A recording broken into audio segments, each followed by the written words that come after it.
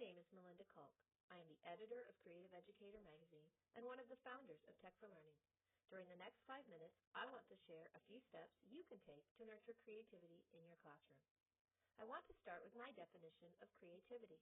I look at it the same way as the U.S. Patent Office has criteria for new ideas: original, useful, and surprising.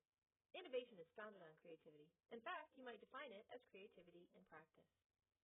If we are going to be able to address the needs and issues in our highly complex and rapidly changing world, we need to develop citizens who are able to think and act in new ways. So if we want to see creativity flourish in our classrooms, we have to walk the walk and begin by cultivating it in ourselves.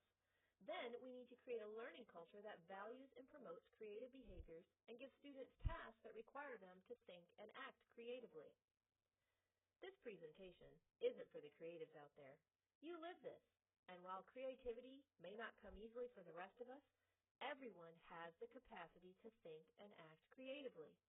Everyone. So step 1, believe you can. And once you believe you can be creative, you might also need to give yourself permission to do it. Creativity loves constraints because they can force us to think differently. But for truly divergent thinking, you are probably going to have to break the rules or at least reconsider them some of the time. One of the biggest predictors of a person's creative capacity is their openness to experience. If you want to be more creative, start by trying something new. Take more risks and stop and think the next time you're about to say that automatic, "No, thank you." Fractals are images of dynamic systems. In other words, pictures of chaos. Most of us don't love chaos, but to get to a creative breakthrough, you're going to have to sit with the discomfort of not knowing exactly where you are or what needs to happen. It just might be beautiful.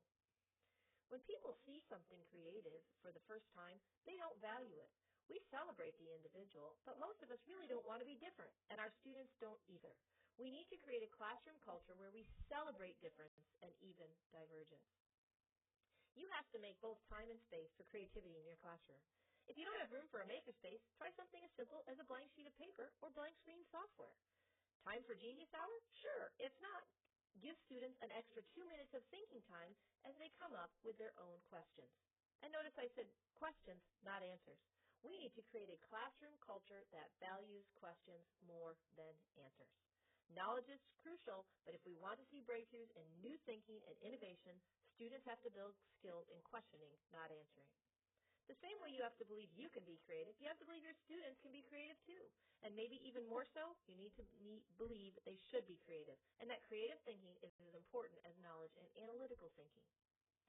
To begin, make time for wonder. In the words of Roald Dahl, above all watch with glittering eyes the whole world around you, because the greatest secrets are hidden in the most unlikely places. Those who don't believe in magic will never find it. Perhaps this is why the scientific method is founded on observation. And once you observe and wonder, it's time to imagine.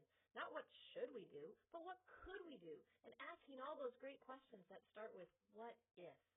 Encourage wild ideas and allow student minds to go from wonder to wonder. And get students making.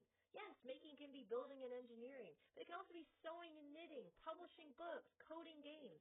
Students need to create, not consume. As they create, they construct meaning and build powerful experiences with trying, failing, and trying again. So if you're not ready to give students that completely open-ended experience or don't feel you can with standards and administrative pressure, you need to give them choice and agency, and always make an idea of your own a valid and valued option. And set your expectations high. If you don't expect creativity from every student, you're only going to get it from the students who already have high creative abilities. Demand creativity. And once you see it, reward it. Now, creative breakthroughs are awesome, but we should celebrate the attempts even more than the successes. Like learning, it's about the process, not the product. And we need to reward the trying, not the doing. You can even celebrate failure as long as that celebration includes reflection so everyone can fail forward. Yes, you have to make creativity a habit. Choose small steps you can take to build your own creative capacity, make student work a bit more open, and create a classroom culture that values creative thinking and acting as much as analytical thinking and knowledge. I'm not saying creativity is easy or even fun, but real creativity is definitely amazing. But it's also a little joy mixed with a lot of discomfort and a sprinkling of, am I going to look crazy? The answer is yes, but it's time to jump in.